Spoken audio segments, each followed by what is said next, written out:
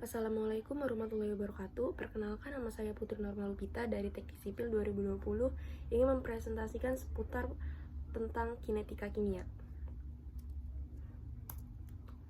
Yang pertama, kinetika kimia ini ada 5 poin yang harus kita pelajari, yaitu yang pertama ada pengertian laju reaksi, yang kedua faktor-faktor yang mempengaruhi laju reaksi, yang ketiga ada sifat reaktan, keempat hukum laju reaksi berdasarkan konsentrasi, dan yang terakhir kelima menentukan persamaan laju reaksi.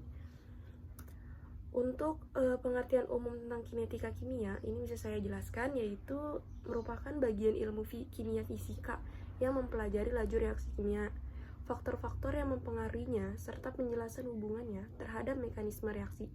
Jadi kinetika kimia ini disebut juga dinamika kimia karena adanya gerakan molekul, elemen atau ion dalam mekanisme reaksi dan laju reaksi sebagai fungsi waktu. Oh ya, di dalam kinetika kimia ini ada yang namanya mekanisme reaksi tadi, dan mekanisme reaksi ini dapat diramalkan dengan bantuan pengamatan dan pengukuran besar termodinamika suatu reaksi. Jadi termodinamika ini subjek yang sangat penting, yaitu subjek yang sangat penting di dalam termodinamika ini adalah keadaan kesetimbang. Mekanisme reaksi itu juga dapat mengamati arah jalannya reaktan maupun produk suatu sistem. Selanjutnya untuk poin pertama yaitu ada pengertian laju reaksi. Pengertian laju reaksi ini dapat diartikan sebagai perubahan pada konsentrasi reaktan yang dihitung dalam persatuan waktu. Jadi laju sendiri ini sangat erat kaitannya dengan waktu. Jika waktu yang dibutuhkan kecil, maka lajunya akan semakin besar. Sehingga ini berarti laju berbanding terbalik dengan waktu. Karena jika waktu yang dibutuhkan kecil, maka lajunya akan semakin besar. Pengertian laju reaksi ini yang lainnya bisa disebut sebagai sebuah laju penurunan atau sebaliknya, yakni laju kenaikan. Sehingga ilmu ini digunakan untuk menunjukkan kecepatan suatu proses reaksi kimia. Dan reaksi kimia sendiri yaitu mempunyai arti adalah suatu proses untuk dapat mengubah zat bereaksi kemudian menjadi zat yang baru. Ya, selanjutnya ada untuk reaksi reaktan A dan B, misalnya akan menghasilkan produk C dan D. Jadi untuk seiringnya waktu jumlah molekul reaktan A dan B akan berkurang dan jumlah molekul produk C dan D akan bertambah, maka rumus laju reaksi V yaitu seperti ini. Jadi tanda negatif pada laju perubahan konsentrasi reaktan A dan B ditunjukkan agar nilainya positif. Sebagaimana laju reaksi itu adalah besaran yang nilainya harus positif, harus selalu positif. Jadi di sini tanda negatif di antara reaktan A dan di reaktan B hanya menunjukkan bahwa nilainya laju reaksi itu harus positif. Satuannya itu adalah molaritas atau mol per liter. Ya, selanjutnya ada faktor-faktor yang mempengaruhi laju reaksi. Faktor-faktor yang mempengaruhi laju reaksi ini ada 4, yaitu ada satu konsentrasi, yang kedua temperatur atau suhu, yang ketiga itu ada luas permukaan sentuh, dan yang terakhir ada katalisator atau katalis. Untuk yang pertama itu ada konsentrasi. Nah, saya simpulkan konsentrasi di sini yaitu semakin tinggi konsentrasi, maka tumbukan antar molekul akan semakin sering terjadi dan reaksi akan berlangsung semakin cepat. Di sini ada gambarnya konsentrasi rendah dan konsentrasi tinggi. Nih, saya akan jelaskan apabila konsentrasi reaksi bertambah, maka jumlah partikel-partikel akan meningkat. Dengan demikian partikel tersebut malah menjadi lebih dekat dan jumlah tumbukan efektif juga akan meningkat, sehingga akan meningkatkan laju reaksi. Jadi maka jumlah partikel-partikel akan meningkat, itu dengan demikian partikel tersebut malah menjadi lebih dekat. Bisa lihat di sini ada konsentrasi rendah dan konsentrasi tinggi. Yang selanjutnya yang kedua yaitu ada temperatur atau suhu. Laju reaksi akan semakin cepat bila suhunya naik. Apabila suhu dinaikkan ya, misalnya, maka energi kinetiknya partikel akan bertambah. Jadi dengan demikian lebih banyak partikel yang akan memiliki energi kinetik minimum. Hal ini menyebabkan jumlah tumbukan efektif di sini bertambah sehingga laju reaksi meningkat. Jadinya akan bertabrakan di sini, bertumbuk di sini. Di sini bisa dilihat ada suhu tinggi dan suhu rendahnya. Untuk selanjutnya ada luas permukaan sentuh.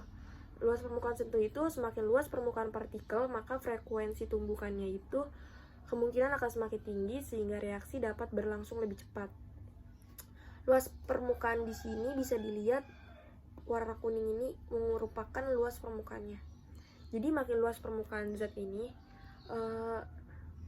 zat bereaksi ini, maka peluang untuk bereaksi akan semakin besar sehingga laju reaksinya akan semakin cepat. Jadi semakin dia besar, laju reaksinya itu akan semakin cepat juga.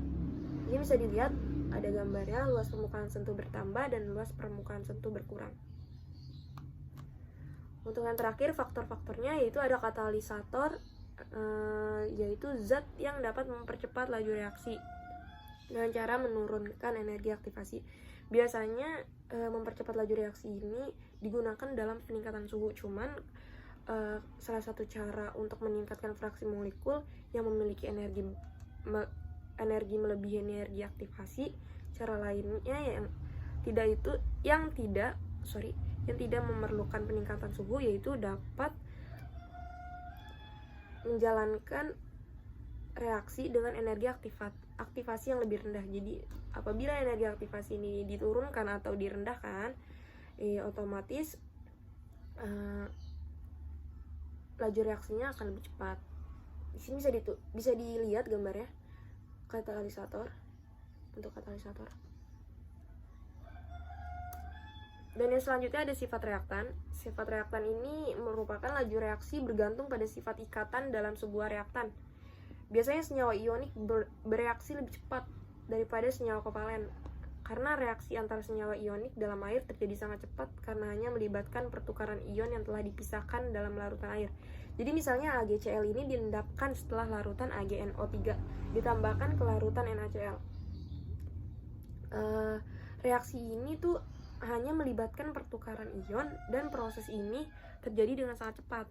Sedangkan reaksi antar senyawa kovalen berlangsung sangat lambat karena membutuhkan energi untuk memutuskan ikatan yang ada. Jadi perbedaannya itu kalau misalnya ionik itu dalam air, jadi terjadinya sangat cepat karena hanya melibatkan pertukaran ion.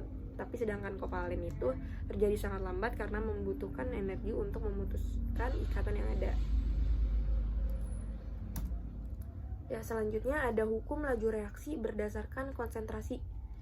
Hukum laju ini menyatakan hubungan antara laju reaksi dengan konsentrasi dari reaktan dipangkatkan bilangan tertentu. Jadi untuk reaksi AA plus BB menghasilkan CC plus DD.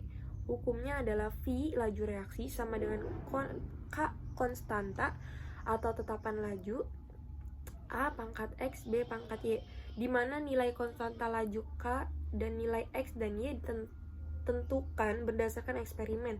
Jadi bukan berdasarkan koefisien stokiometri, persamaan reaksi setara. Di sini tuh untuk reaksi tersebut ya, untuk pangkat X dan pangkat Y ini dikatakan reaksi orde X terhadap A dan reaksi orde Y terhadap B. Untuk orde reaksi totalnya yaitu X plus Y. Ya, di sini yang terakhir ada menentukan persamaan laju reaksi. Menentukan persamaan laju reaksi ini masih ada hubungannya dengan hukum laju reaksi sebelumnya. Jadi persamaan laju reaksi ini terbentuk dari hukum laju reaksi. Hukum laju reaksi ini dihasilkan dari pengukuran laju reaksi. Bisa dilihat di sini sama rumusnya, cuman hanya beda di pangkat saja. Yang tadi X sama Y dan ini M dan N. V laju reaksi sama dengan K konstanta atau tetapan laju, A pangkat M, B pangkat N. Di sini V laju reaksi mol per liter, di sini ada K juga tetapan laju reaksi, dan Mn sebagai orde reaksi bilangan pangkat yang menyatakan besarnya pengaruh konsentrasi A, B terhadap laju reaksi. M sama N ini sama dengan pangkat kayak hukum laju reaksi sebelumnya ya, seperti X pangkat Y. Terakhir, untuk beberapa hal yang harus dipahami terlebih dahulu nih sebelum menentukan persamaan laju reaksi. Yang pertama itu ada tetapan laju reaksi K, bergantung pada jenis reaksi dan suhu reaksi. Jadi satuan untuk K di sini itu dari order reaksi keseluruhan dari persamaan laju reaksi. Dan yang terakhir ada order reaksi X atau Y, adalah bilangan pangkat yang menyatakan besarnya pengaruh konsentrasi zat bereaksi terhadap laju reaksi. Jadi order reaksi X atau Y ini adalah bilangan pangkat sebelumnya yang ada di hukum laju reaksi, dan pangkat M dan N yang tadi ada di persamaan laju reaksi itu merupakan bilangan pangkat yang menyatakan besarnya pengaruh konsentrasi zat bereaksi terhadap laju reaksi. Ya, segitu aja, kurang lebihnya mohon maaf untuk presentasi saya kali ini. Wassalamualaikum warahmatullahi wabarakatuh.